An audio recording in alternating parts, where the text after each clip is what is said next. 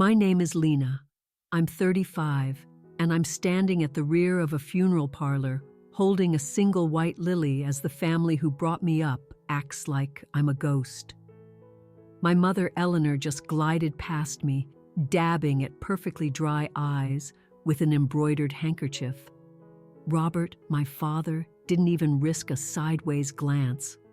My brothers, Ethan and Ryan, the Golden Boys, are soaking up condolences like they're B-list celebrities. And me? I'm the stranger at my own grandfather's service. The only person in that entire house who ever treated me with a shred of decency. I don't weep. I don't make a scene. I just pull my shoulders back, my face a mask of neutrality, and watch the theater of it all. Where are you joining me from today? Let me know your city in the comments, and please hit that like and subscribe button if you've ever been made to feel like an outsider in your own family. You're going to want to see how this story ends. The thing about being the family's resident failure is that eventually you stop failing yourself. It was a lesson I learned young.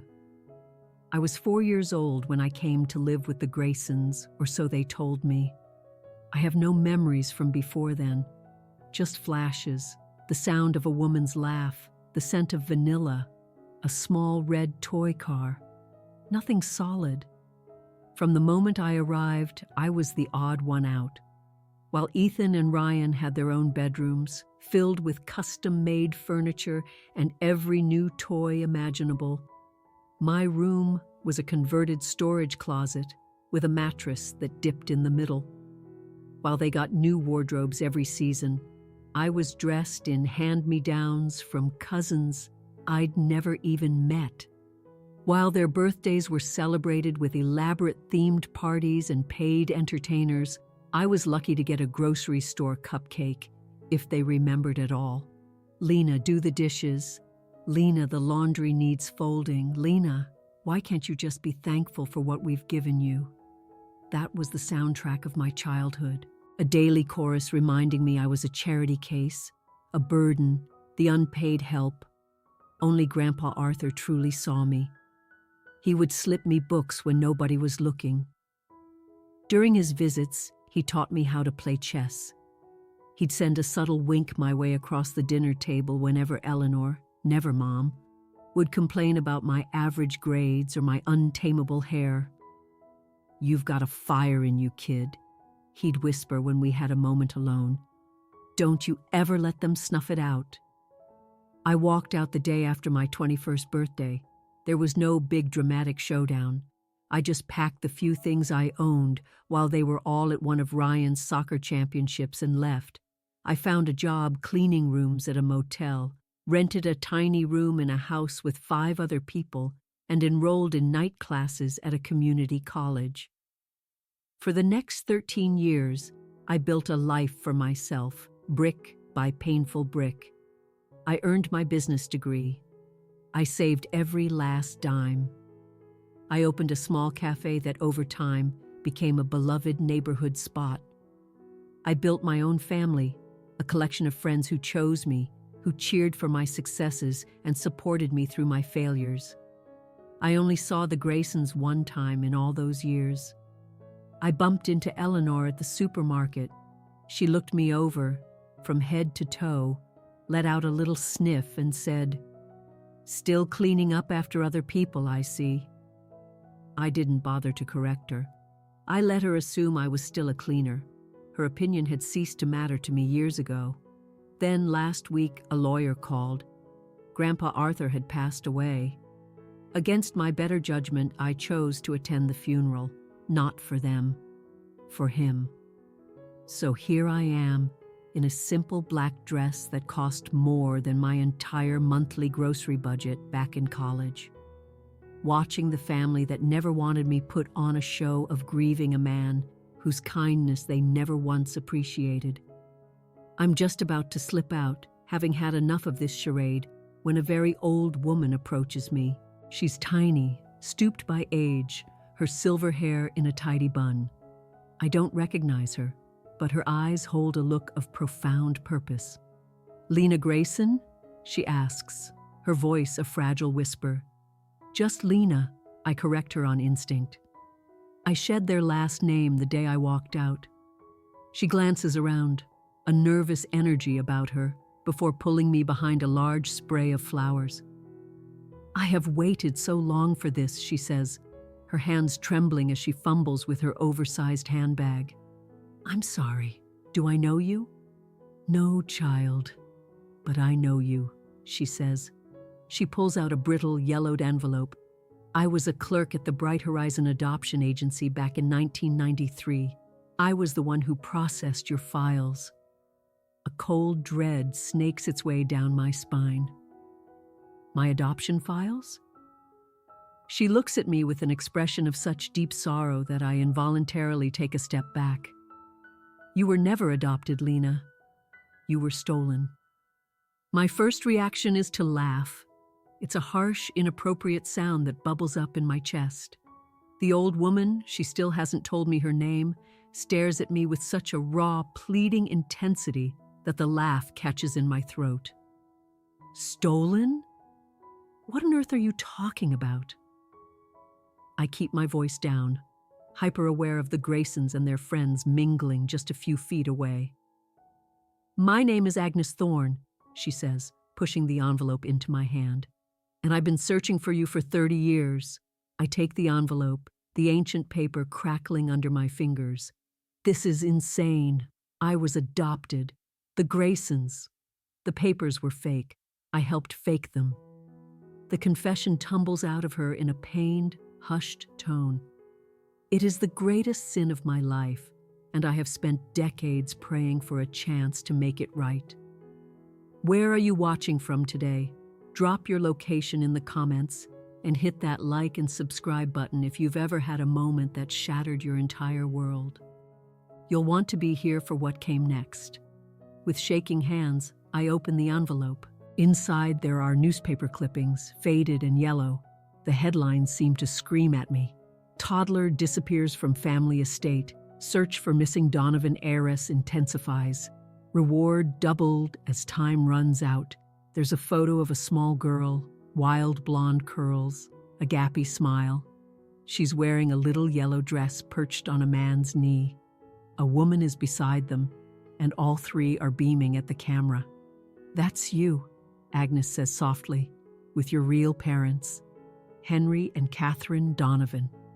I stare at the child in the photograph, trying to find my own face in her features. The hair is the same. I still fight with those same unruly curls, but the joyful, unburdened look in her eyes, that's a complete stranger to me. Why? The word escapes my lips, choked and strained. Why would they do it? Agnes glances over toward Robert Grayson, who's standing there accepting condolences with a practiced, somber face. Money. Your birth family was and is incredibly wealthy. The original idea was to hold you for ransom, but when your story went national, they panicked. They couldn't bring you back without being caught. My brain is spinning, struggling to connect these new, horrific dots. A memory flashes in my mind. Robert, after one too many whiskeys, screaming at Eleanor, "We're stuck with her forever because of you." I'd always thought he was talking about the adoption, that Eleanor had pushed for it, and he'd resented the burden. How do you know all this? I ask, a wave of suspicion washing over me. I overheard Robert on a call at the agency. He was desperate for private adoption papers, fast. He said it had to be cash, no questions asked. I needed the money. My husband was sick. The medical debt was crushing us. Her eyes well up with tears. I've regretted it every single day. But why tell me now? After all this time, I've been trying to find you. When I read Arthur Grayson's obituary in the paper, I knew you might come to the funeral. It was a long shot, but I had to take it. She reaches back into her purse and pulls out a more recent clipping. Your parents, they never gave up. She pauses. The reward, it's now at $87 million. I almost dropped the entire envelope. 87 million? Your father built a software empire in the years after you were taken. He's dedicated a huge part of his fortune to the search. The room tilts. I have to grab the back of a chair to keep my balance. They're still alive? My real parents? Oh yes, they're still in Boston, still waiting. I look across the room at the Graysons, the people who stole me, the people who treated me like a scullery maid, the people who made me feel worthless for my entire childhood. A cold, sharp anger cuts through the shock. Tell me everything, I say to Agnes, my voice suddenly more stable than I feel. I want to know every single detail. As Agnes starts to talk, I see Robert watching us from across the room. His face has gone pale. Our eyes meet, and for the first time in my life, I see fear in them. Good. The drive back to my apartment is a complete fog. My knuckles are white from gripping the steering wheel, but I can't feel a thing. My mind is a chaotic slideshow of my childhood, every memory now reframed through this new, monstrous lens. The isolation, the blatant favoritism, the lack of any baby pictures of me, the way they never celebrated the anniversary of my arrival, like other adoptive families did, the hushed, angry arguments that would instantly cease the moment I walked into a room. It wasn't that they were bad adoptive parents. It was that they were criminals who had abducted a child. I park behind my cafe and just sit there in the silence of the car, staring at nothing. After a while, I grab the envelope Agnes gave me and head upstairs to my apartment. It's a modest place, but it's mine.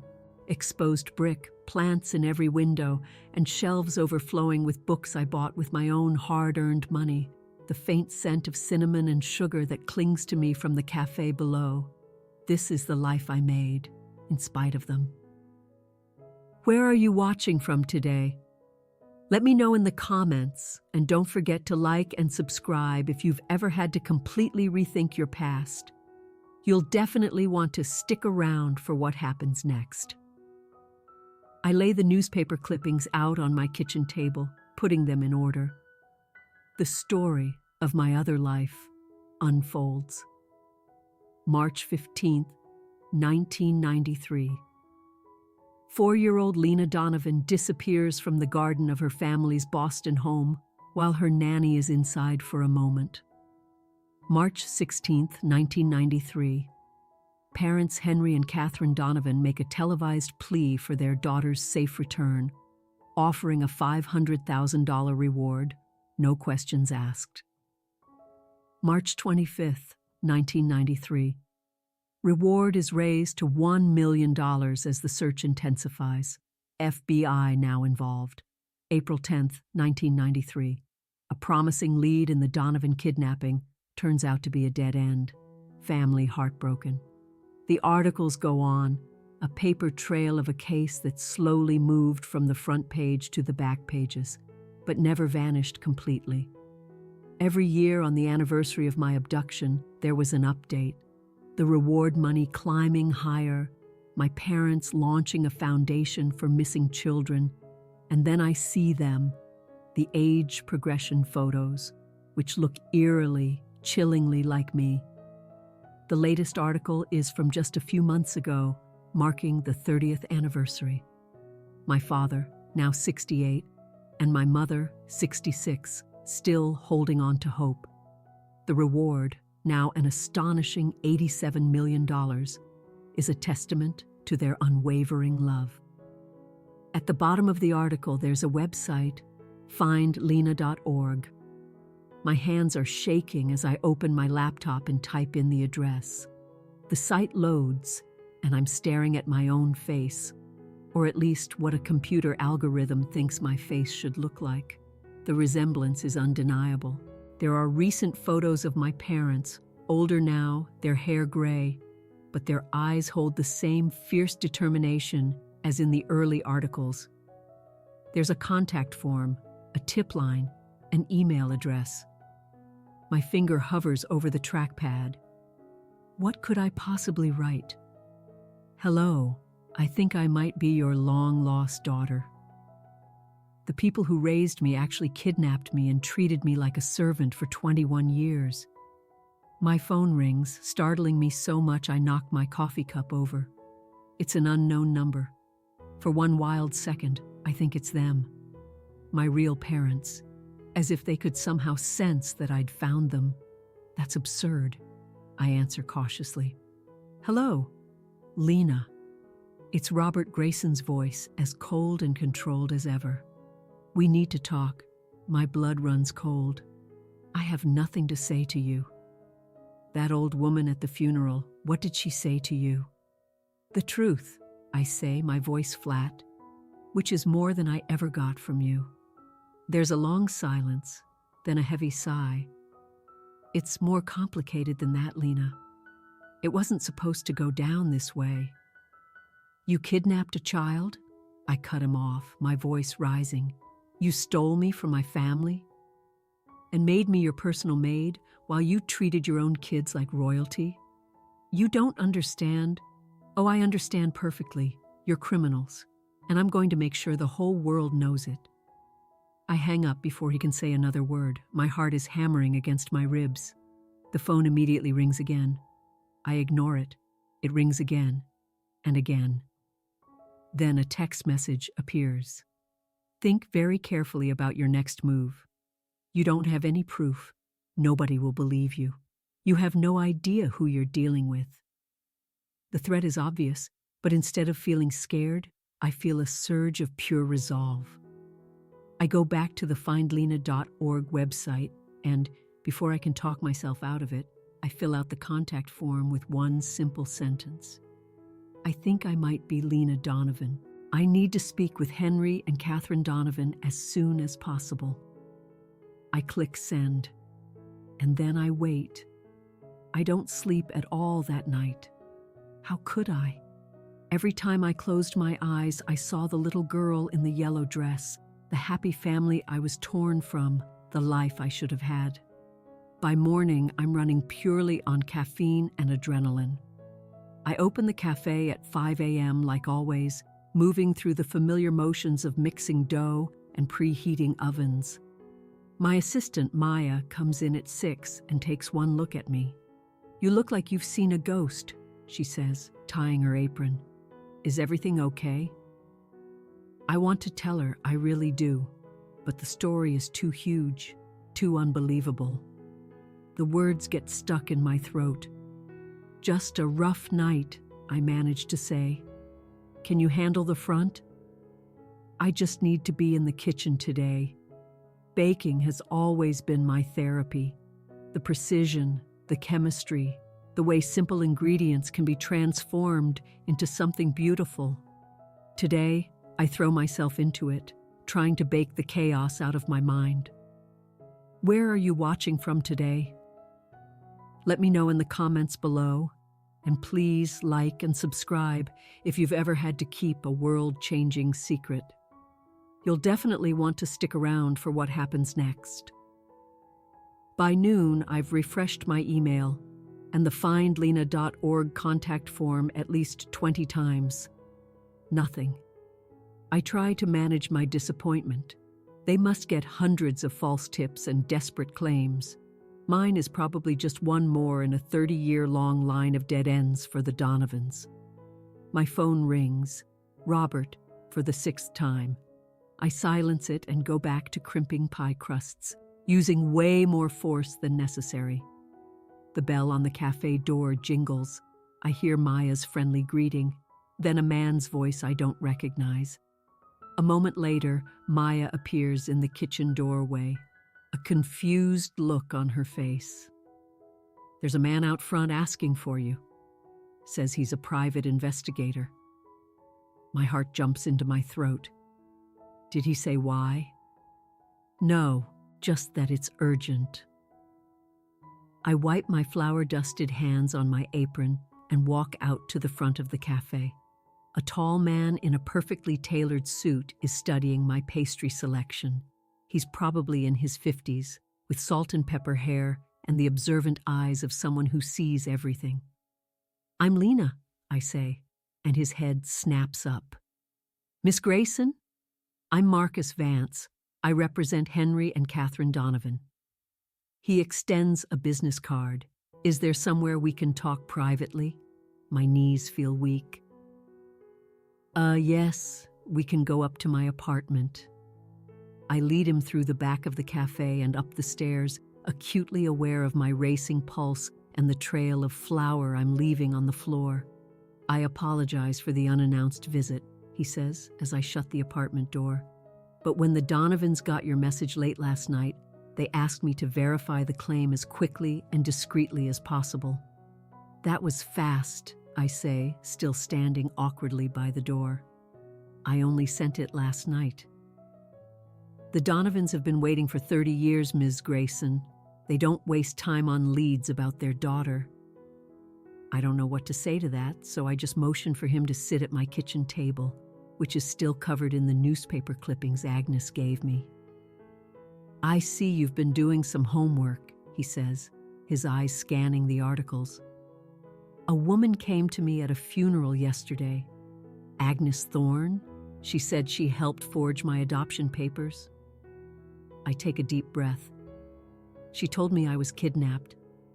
Marcus nods, scribbling in a small notebook. "We're familiar with Miss Thorne. She contacted the Donovan family about 5 years ago. She had a crisis of conscience, but didn't have enough information to help us find you." "So you believe me?"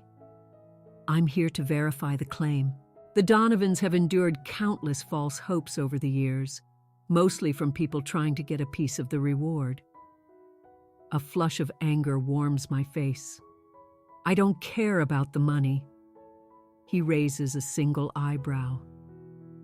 $87 million is a lot not to care about. "What I care about," I say, my voice firm, "is the truth and finding my real family, if they're my family." Marcus's expression softens just a fraction. "That's what we're here to determine." He opens his briefcase and takes out a small kit. "I need to collect a DNA sample. It's just a cheek swab. The Donovans have their profiles registered with multiple databases. We should have preliminary results in 24 to 48 hours. I nod, suddenly terrified. What if this is all a huge mistake? As he prepares the swab, my phone buzzes with a text from Robert. "We're coming to your cafe. We need to talk face to face." I show the message to Marcus. His face immediately hardens. "The Graysons, they know you found out? Robert called me last night. He was threatening." Marcus quickly finishes swabbing my cheek and seals the sample in a labeled tube. "Miss Grayson? Lena, I need you to listen to me very carefully. If what you're saying is true, the people who raised you are guilty of a federal crime that has no statute of limitations. They have every reason to want to silence you." A shiver runs down my spine. "You think they'd hurt me?" "I think people who are capable of stealing a child are capable of anything." He gives me a card with his personal cell number. "Call me the second they contact you again. Do not meet them alone." As if on cue, another text arrives. "We're parked outside. Come down now." I show it to Marcus, who immediately pulls out his phone. "I'm calling the police." Officers Chen and Riley are at my kitchen table, taking my statement, while Marcus paces by the window, his phone pressed to his ear. Downstairs, Robert and Eleanor are waiting in my cafe, oblivious to the fact that I'm not alone. "Let me get this straight," Officer Chen says, her brow furrowed. "You believe you were kidnapped as a toddler, and the people who raised you are the kidnappers?" "Yes." "And you just found this out?" "Yesterday, at a funeral." She shares a look with her partner that screams, "We've got a crazy one here." But then Marcus ends his call and slides a tablet across the table to them. "I've just emailed you the complete case file on the 1993 Lena Donovan kidnapping, including the original FBI reports and all subsequent investigation updates. I've also attached Ms. Thorne's official statement from 5 years ago regarding her role in falsifying the adoption records. The officers stare at the tablet, scrolling. Their expressions morph from skepticism to outright shock. "This is a hell of a case," Officer Riley says finally, "but without DNA confirmation, which is being expedited as we speak," Marcus interrupts. "In the meantime, the individuals who likely perpetrated this crime are downstairs, and they may be intending to threaten or harm Ms. Grayson." Where are you watching from today? Drop your location in the comments and hit that like and subscribe button if you've ever had to stand up to people who betrayed you. You're definitely going to want to see what happened next. Officer Chen straightens up. "We'll go down and speak with them. Ms. Grayson, we'd like you to stay up here for now." "Actually," I say, standing, "I want to be there." "With you?" Marcus looks like he's about to protest, but I must have a look on my face that changes his mind. "I think that's a fair request, officers." Lena deserves to have her answers. We all go down the stairs to the cafe. Maya has already locked the door and flipped the sign to "Closed for family emergency." More true than she knows. I can see Robert and Eleanor through the glass, their faces masks of barely controlled fury. Officer Chen opens the door. "Mr. and Mrs. Grayson?" "I'm Officer Chen. This is Officer Riley. We need to ask you a few questions." Eleanor's head snaps around. "What is the meaning of this, Lena?" "Why are the police here?" I step forward, with Marcus right behind me, a silent, steadying presence. "They're here because I know the truth. About who I am and about what you did." Robert's face goes white. "Whatever that old woman told you at the funeral was a lie." "Was it?" I counter. "I was never adopted. You stole me." "That's preposterous," Eleanor scoffs, but there's a tremor in her voice. "Officer, our daughter is clearly having some sort of mental breakdown." "I am not your daughter," I say, my voice unwavering despite the storm of emotions inside me. "My name is Lena Donovan. My real parents are Henry and Catherine Donovan, and they've been searching for me for 30 years. Robert takes a step forward, jabbing a finger at Marcus. "And who is this? Some ambulance chaser taking advantage of her delusions?" "Marcus Vance, private investigator for the Donovan family." He offers Robert a card, which the older man ignores.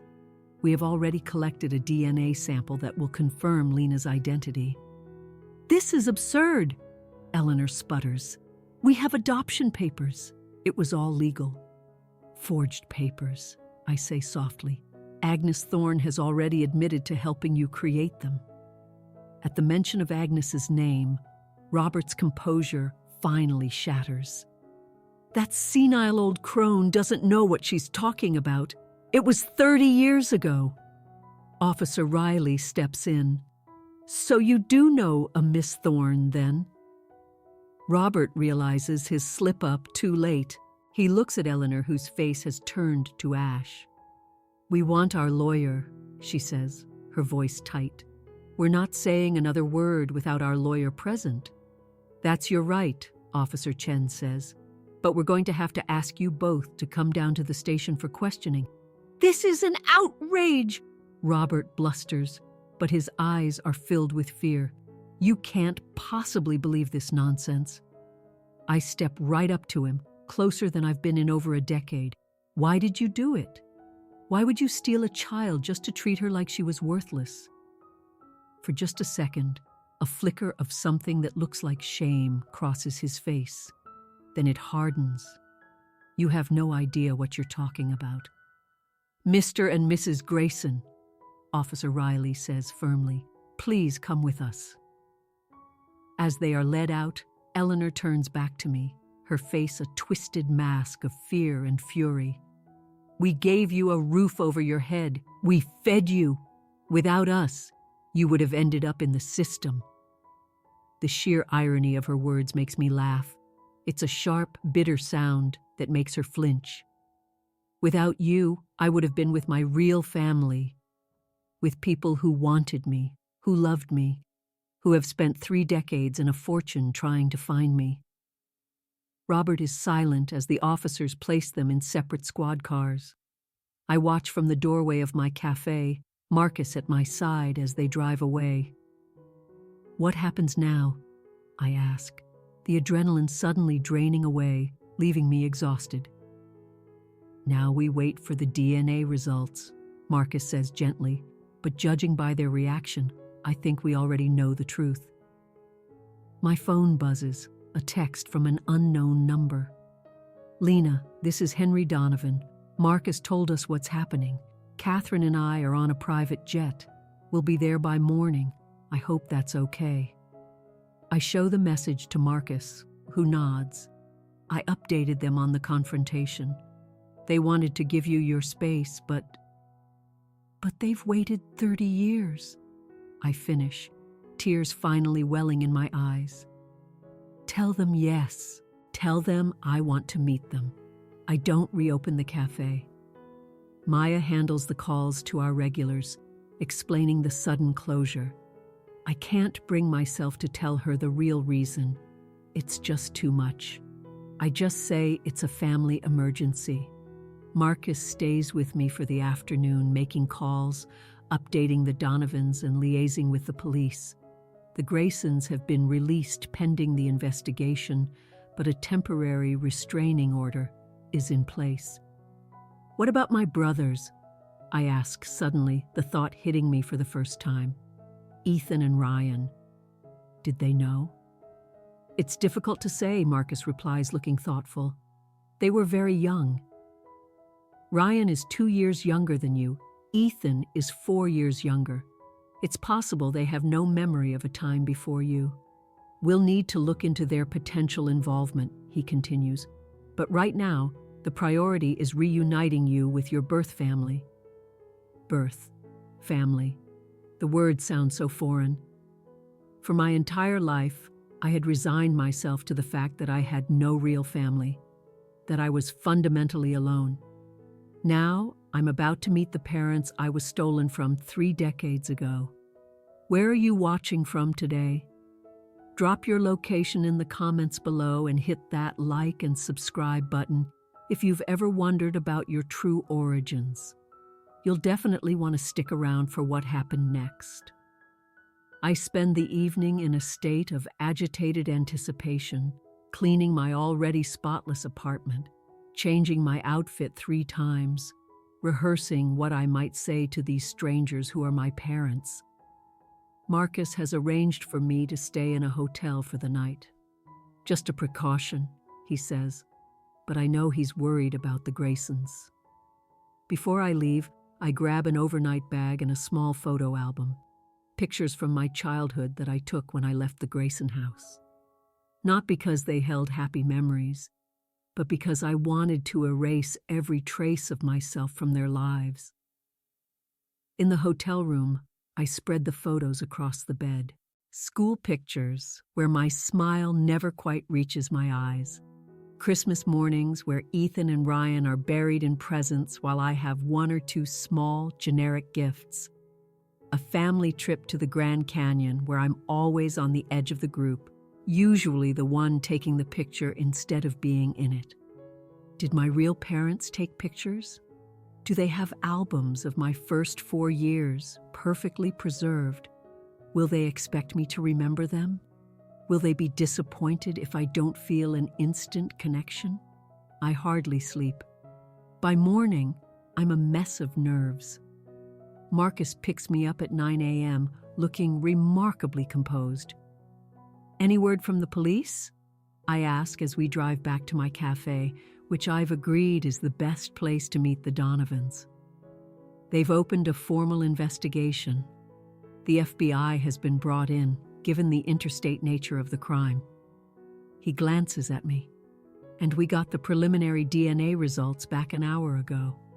My heart feels like it stops. And 99.9% match. You are Lena Donovan. Even though I've known it in my gut since Agnes first spoke to me, the scientific confirmation makes it real in a way it wasn't before. I press my hand to my mouth, stifling a sob. They'll be here in about 30 minutes, Marcus says softly. They flew in late last night and are staying downtown. What are they like? I ask, desperate for any detail. My real parents? Marcus smiles, the first truly genuine smile I've seen on his face. They're wonderful people. They never, for one single day, gave up hope of finding you. Henry built his tech company in part to fund the search. Catherine runs a foundation that helps families of missing children. Your disappearance has defined their entire lives. Do they have other kids? A shadow passes over his face. No, they wanted to. But after you were taken, the trauma of it all was too much. The weight of that information lands on me like a physical blow. It wasn't just me they lost. The Graysons stole their chance at a bigger family too. 30 years of pain and searching, their lives irrevocably altered. We arrive at the cafe. I let us in, flipping on the lights but leaving the closed sign hanging. Marcus helps me arrange the small seating area where I sometimes host private tastings. I'll go meet them and bring them in through the back, Marcus says, checking his phone. Give you a moment to collect yourself. After he's gone, I stand in the center of my cafe, my heart pounding. What do you say to the parents you haven't seen since you were a toddler? What if they don't like the person I've become? I hear car doors, then voices approaching the back entrance. Marcus's calm tone, a woman's voice, high with emotion, and a man's deeper voice, trying and failing to sound steady. The door opens, and there they are. My parents. They're older than in the photos, of course, but I know them instantly. The woman, Catherine, has my unruly curls, though hers are now a striking silver. The man, Henry, has my eyes, the same unusual shade of gray-blue. For a long, silent moment, we just stare at one another across the 30-year chasm. Then Catherine takes a step forward, her hand outstretched, as if she's afraid I'll vanish if she moves too fast. Lena, she whispers, my name like a prayer. Is it really you? Yes, I manage to say, my voice barely audible. It's me. Catherine covers her mouth, tears streaming down her cheeks. Henry stands just behind her, his hand on her shoulder, his own eyes shining. May I? Catherine starts, then stops, overwhelmed. May I hug you? The question is so tentative, so full of a gentle respect for my boundaries, that something inside me breaks. I just nod, unable to speak. She closes the distance between us and wraps her arms around me. She's small, and I'm a good 4 inches taller, but her embrace is fierce, like she's trying to anchor me to the spot. Henry joins the hug, his arms encircling us both, and for the first time in my conscious memory, I feel what it's like to be held by parents who want me. We stand like that for what feels like a lifetime, and also no time at all. When we finally pull apart, all 3 of us are crying. I'm so sorry, Catherine says, wiping at her eyes. We promised we wouldn't overwhelm you. It's okay, I say, finally finding my voice. This is a lot for all of us. Where are you watching from today? Let me know in the comments and hit that like and subscribe button if you've ever experienced a reunion that changed your life. You'll definitely want to stick around for what happened next. Marcus quietly excuses himself, promising to check in later. We sit at the small table, a strange mix of the awkwardness of strangers and the profound pull of family. We have so many questions, Henry says, his voice more stable now. But the most important one is, are you okay? Your life. Has it been? He trails off, unable to bring himself to ask if the people who stole me were kind. I'm okay now, I say, choosing my words carefully. My childhood was difficult, but I've made a good life for myself. I gesture around my cafe. This is all mine. I worked hard for it. A flash of pride in their eyes is such a foreign welcome sight. Tell us about you, Catherine urges. Anything you're comfortable with. So I tell them about leaving the Graysons at 21, working 2 jobs to get through night school, saving every penny to open my cafe. I tell them about my friends, my small but happy life. I deliberately leave out the worst of it, the constant neglect, the feeling of being invisible. There will be time for that later. And you? I ask when I'm done. Marcus told me a little, but I want to hear it from you.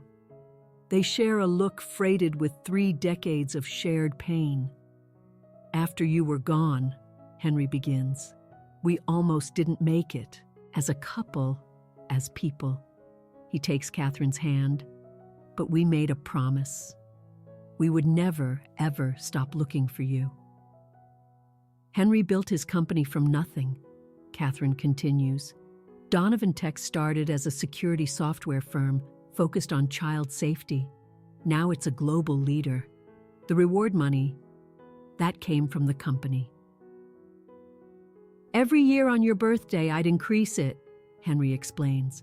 At first, it was just an incentive, but over time it became a symbol, a measure of how much you were worth to us, how much we missed you. And I started the Beacon of Hope Foundation, Catherine adds. We provide resources to families of missing children, support private investigators when the police can't do more. Like Marcus, I say. She nods. He's been with us for 15 years. He's brought home 17 missing kids in that time. But never me, I say softly. Until now, Henry says, his voice thick with emotion. Lena, I need you to understand something. That reward money, it's yours, regardless of what you decide, whether you want us in your life or not, whether you can ever forgive us for failing to protect you. Forgive you, I interrupt, shocked. You have nothing to be sorry for. You didn't do anything. We let you out of our sight, Catherine says, her voice hollow with an old, deep guilt. For just 1 minute. I have replayed that single minute every day for 30 years. I reach across the table and take both of their hands. Listen to me. What happened was not your fault. It was Robert and Eleanor Grayson's fault. Theirs and theirs alone. Something in their faces seems to release. A tension I didn't even realize was there, gone. Maybe it's the first time in 30 years they've allowed themselves to believe it. The DNA results are conclusive, Henry says, shifting gears. But the police will need formal statements, and there will probably be a trial. I know, I say, I'm ready. There's something else, Catherine says hesitantly. We kept your room at the house. We kept it ready for you all these years. She rushes to add, not that you have to move in, of course not. You have your own life here, but we just want you to know you can visit whenever you want. I'd like that, I say, and I'm surprised by how much I mean it. My phone buzzes, a text from Ethan Grayson. Lena, we need to talk. Ryan and I had no idea. Please, you have to believe us. I show the message to Henry and Catherine. Your brothers? Catherine asks, then corrects herself. The Graysons' sons? Yes, I confirm. I don't know if they knew or not. That's for the police to sort out, Henry says, a new hardness in his voice. Anyone who kept you from us will answer for it. I don't think they knew, I say. They were younger than me. But they benefited from it, whether they knew it or not. As I say it, the full scope of what was stolen from me crashes down. It wasn't just a loving family. It was a life of opportunity. Instead of being the Graysons' unwanted burden, I could have been Lena Donovan, cherished daughter of Henry and Catherine, with every door open to me. The raw unfairness of it all is dizzying. Henry seems to sense my thoughts. We can never get back the time we lost, he says gently. But we have now. And we have the future. If you'll have us. I do, I say, and I'm shocked by the certainty in my own voice. I really do. 2 days later, I'm standing on the front porch of a gorgeous craftsman-style house in one of Boston's most beautiful neighborhoods, my heart hammering. Henry and Catherine, I'm still getting used to thinking of them as Mom and Dad, are waiting patiently for me. Take your time, Catherine says softly. No rush. I take a deep breath and nod. Henry unlocks the door and steps back, letting me enter first. The house is warm, filled with light and tasteful art. Photos line every available surface. So many photos of a little blonde girl, of me, smiling, loved. Would you like the tour? Henry asks, watching my reaction. Yes, I manage to say, completely overwhelmed by the proof of how much I was adored. This is your room, Catherine says, stopping outside a closed door. We've redecorated over the years, based on what we thought you might like. If it's too strange, I want to see it, I assure her.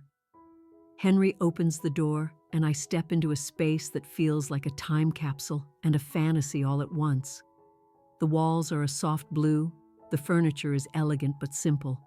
One wall is nothing but bookshelves, filled with books for every stage of life. Picture books, then chapter books, then young adult series, and finally, classics and bestsellers, as if they'd kept buying me books as I grew up. On the dresser are framed photos of me as a toddler, next to empty frames, waiting to be filled. There's a desk with a new laptop and a stack of art supplies. You used to love to draw, Catherine explains. We thought you might still...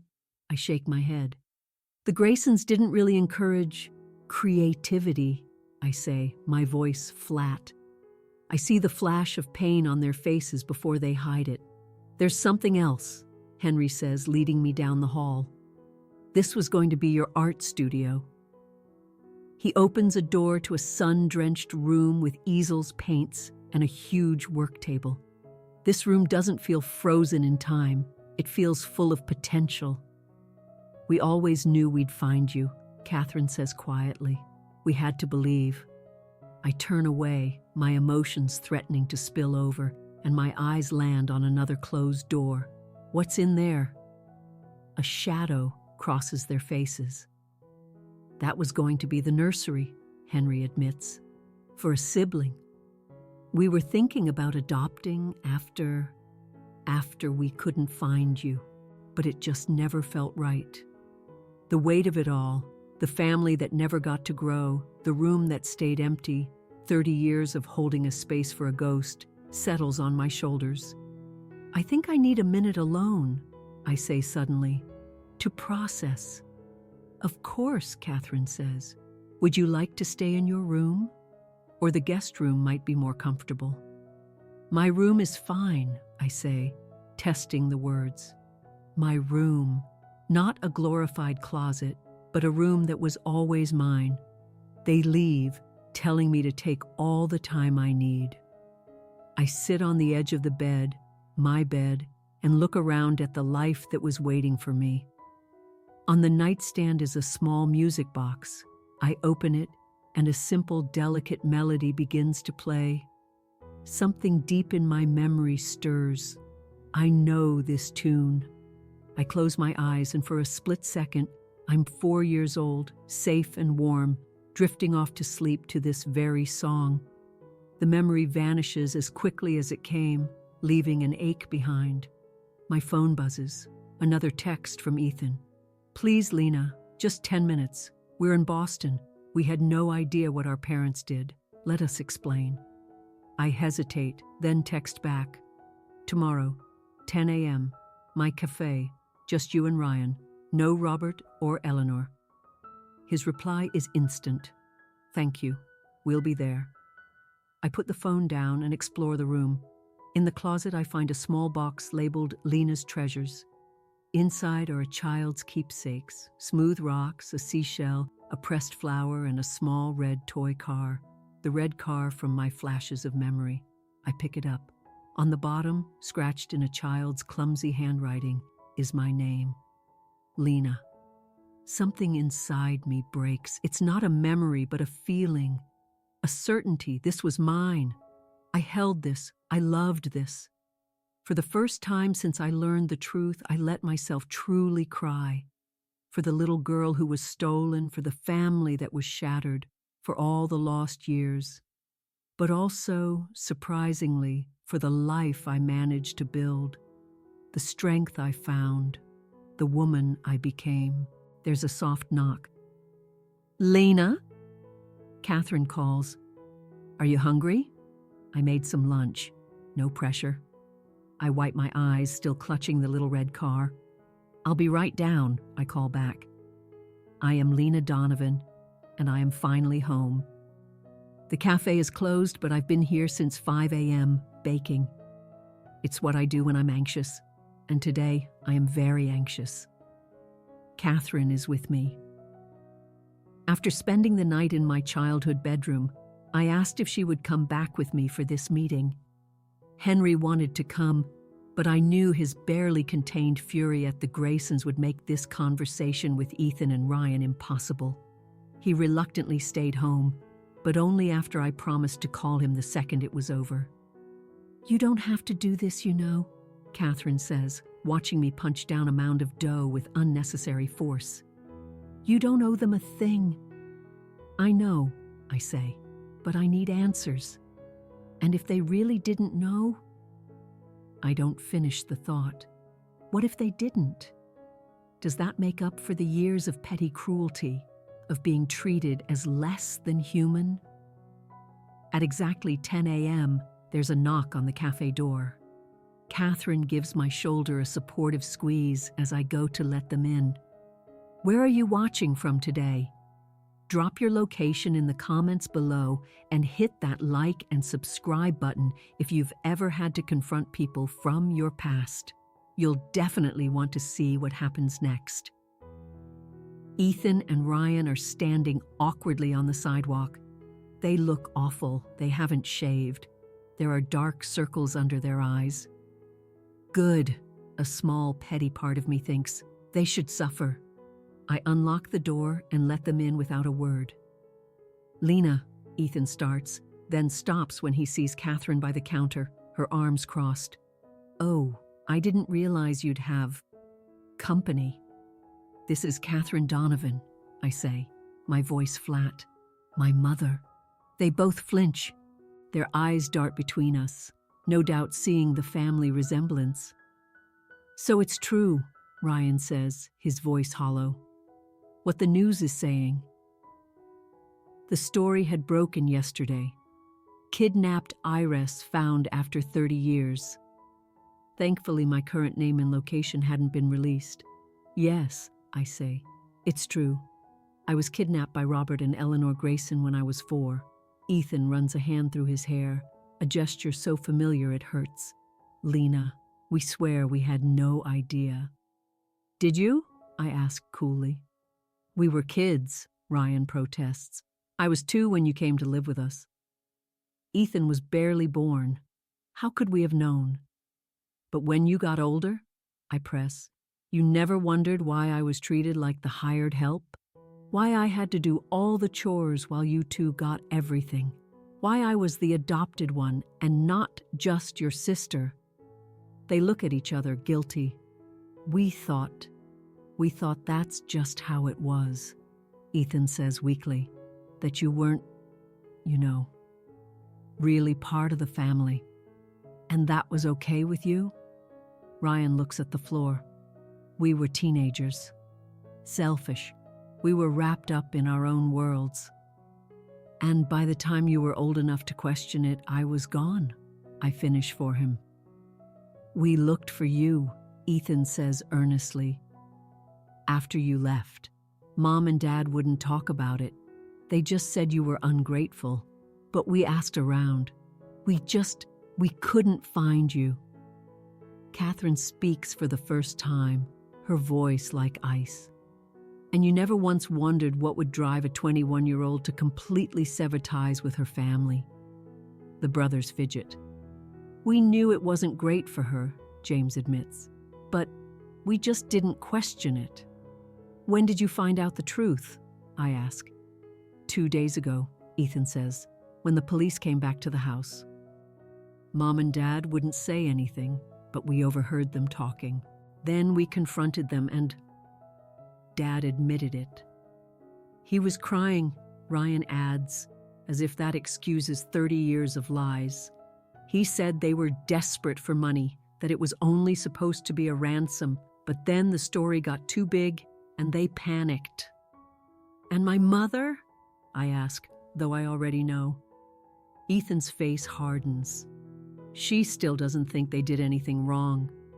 She says they gave you a better life than you would have had in foster care after they found you abandoned.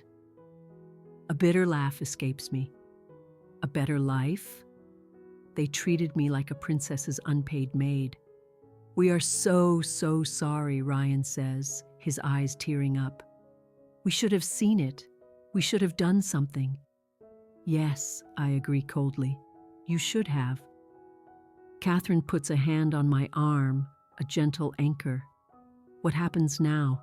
I ask. With your parents? They're under house arrest, Matthew says. Passports confiscated. The FBI is leading the investigation. They're facing federal kidnapping charges. They're going to prison, Ryan adds, his voice empty. And they should. What they did, it's monstrous. And where does that leave us? I ask, the real question that's been hanging in the air. They look at each other. That's up to you, Ethan says carefully. We'll understand if you never want to see us again. But we hope that someday you might think of us as brothers, or at least as people who care about you and want to make this right. We can't fix the past, Ryan says, but we want to be in your future if you'll have us. I look at Catherine. Her expression is clear. This is my call. I don't know, I say honestly. I don't know if I can ever separate you from them. From that house, I need time. We understand, Ethan says quickly. Take all the time you need. We'll be here. As they turn to go, Ryan pauses. For what it's worth, Lena, we always wished things were different for you. We just didn't know how wrong it really was. After they leave, I collapse onto a stool, emotionally spent. You handled that with incredible grace, Catherine says, sitting next to me. Did I? I feel like I should have screamed at them or forgiven them. I don't know what I'm supposed to feel. She takes my hand. There is no supposed to. Whatever you're feeling, anger, confusion, even a conflicted affection for the boys you grew up with, it's all valid. I lean my head on her shoulder, a gesture that feels both brand new and ancient. How do I move forward from here? I ask. One day at a time, she says, stroking my hair. Just one day at a time. 2 weeks later, I'm standing in the kitchen of my childhood home, my real one, stirring a pot of sauce. Catherine is hovering nearby, wanting to help but trying not to. Are you sure you don't want me to? Mom, I say, the word feeling more natural every time. I've got this. I'm a professional, remember? She laughs and holds up her hands. Right. I'll go check on your father. He's been agonizing over the wine choice for an hour. Tonight is a big deal. The first dinner with the entire Donovan clan. Aunts, uncles, cousins I didn't know existed, all coming to meet the long-lost Lena. The pressure is immense, though Mom and Dad insist everyone is just excited. They're your family, Catherine had told me. They will love you no matter what. A concept so foreign to my experience with the Graysons that it's hard to grasp. Where are you watching from today? Drop your location in the comments and hit that like and subscribe button if you've ever felt the pressure of a big family gathering. You'll definitely want to stick around for what happened next. As I adjust the seasoning, Henry comes in with 2 bottles of wine. "Red or white with pasta?" he asks, looking genuinely lost. "Both," I suggest with a smile. "Let people choose." He beams at me like I've just solved world hunger. "Brilliant. That's what we'll do." The doorbell rings. "They're here," Catherine says, smoothing her dress. "Ready?" "As I'll ever be," I say, taking a deep breath. The next hour is a whirlwind of introductions, of tearful hugs from aunts, of cousins saying, "I can't believe you're really here." My father's sister, Aunt Beth, cups my face in her hands. "You have the Donovan eyes, through and through."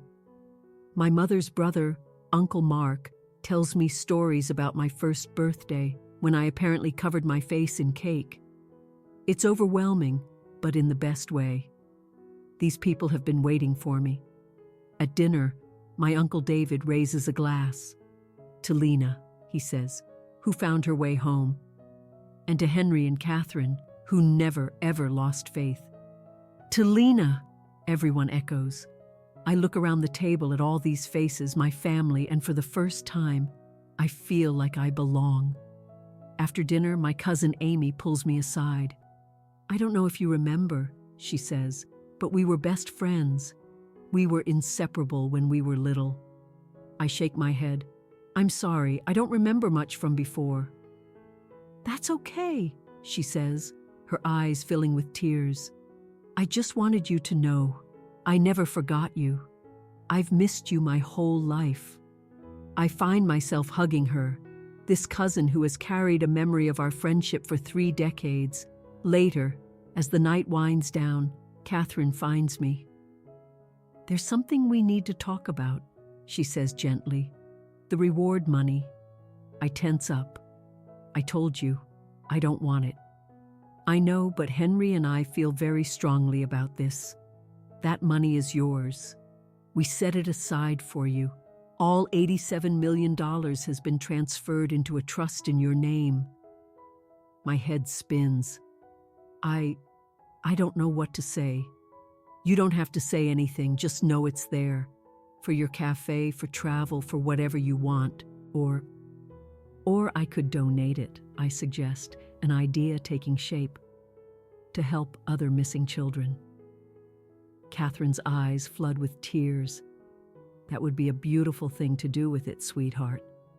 If that's what you want." The night ends with more hugs and promises to see each other soon. As we clean up, I thank them for everything, for never giving up on me.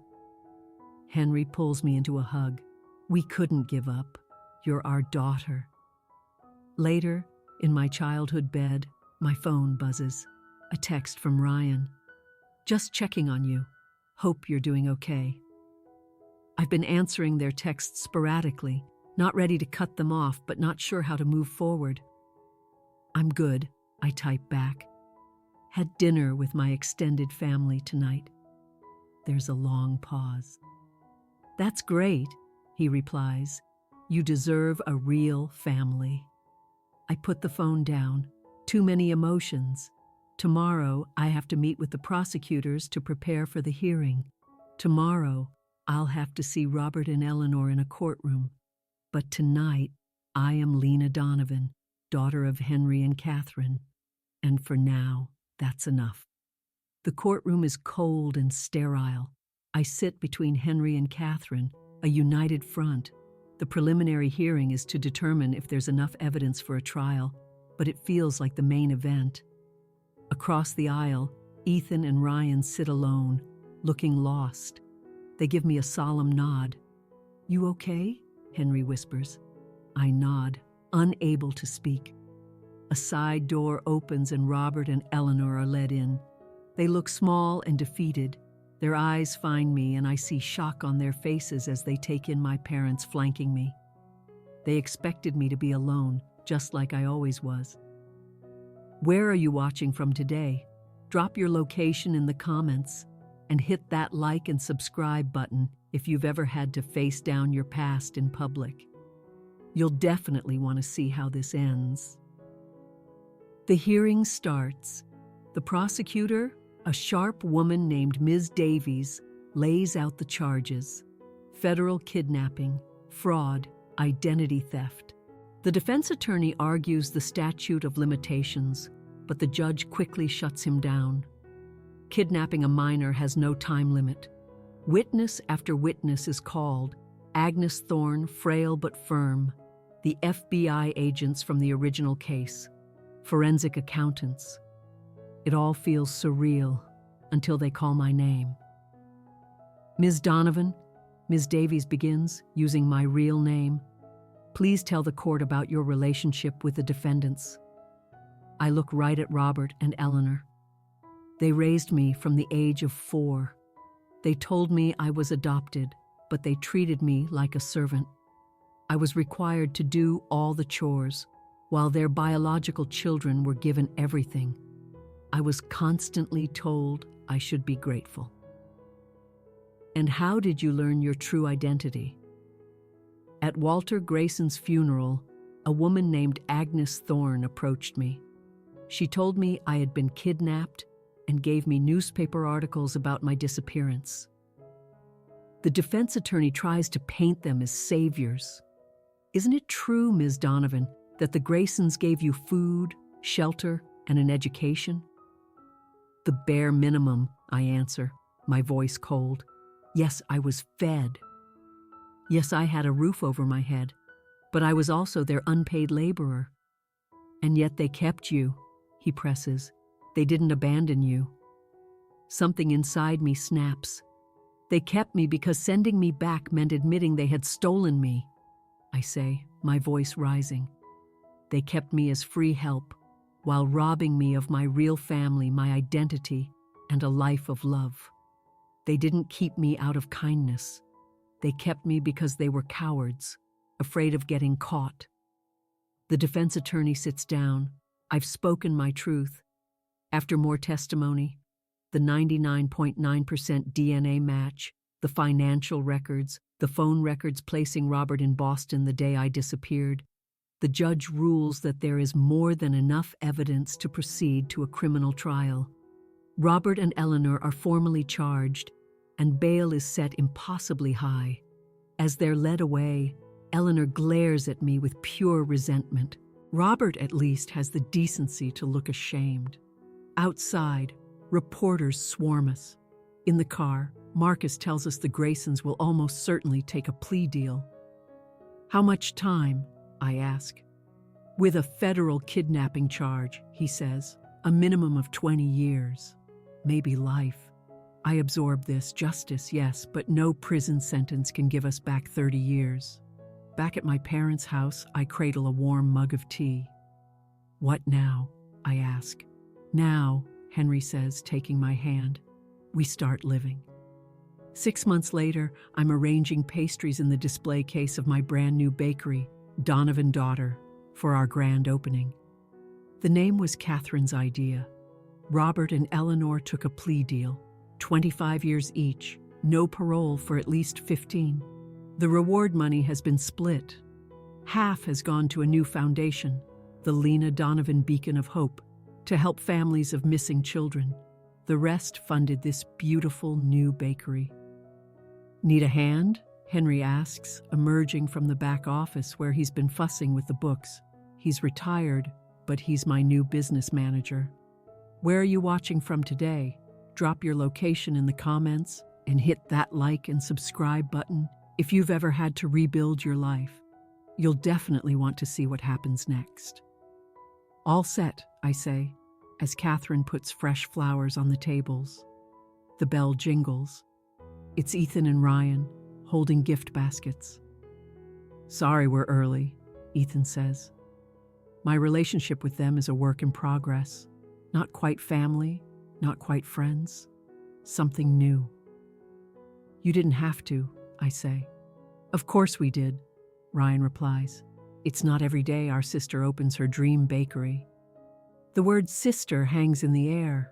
We don't stay, Ethan says, sensing the moment. Just wanted to wish you luck. After they leave, Catherine hugs me.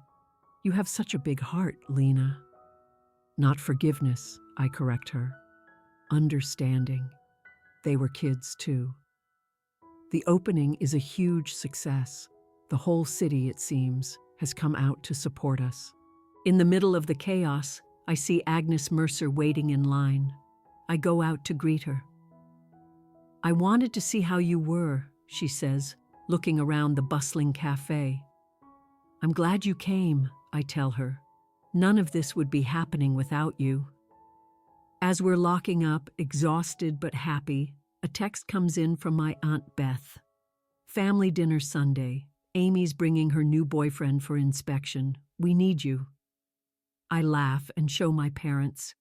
Should we tell her we'll be there? Henry asks, smiling. Wouldn't miss it for the world, I say. Later, in my new apartment, I sit on the balcony watching the sunset. Beside me is a small, red toy car. My phone buzzes. A large donation has just been made to the Beacon of Hope Foundation. We've already helped reunite 3 families. The path ahead isn't straight. There are still scars. But for the first time in my life, I'm not walking it alone. I am Lena Donovan. I was lost, but now I am found. And my story is just getting started. If this story touched you, make sure to like and subscribe for more journeys of healing, hope, and new beginnings.